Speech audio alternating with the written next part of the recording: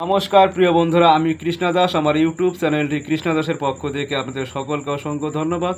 এই মুহূর্তে যারা যারা আমার ভিডিও দেখছেন তারা সবাই একটু আমাকে সাবস্ক্রিপশন করে সঙ্গে থাকবেন। আর পৃথিবীতে বন্ধুরা, পাপ এমন একটা জিনিস, পাপ নিজের বাপকেও ছাড়ে না, অর্থাৎ কোনো পাপই তার নিজের পিতাকেও ছাড়ে না।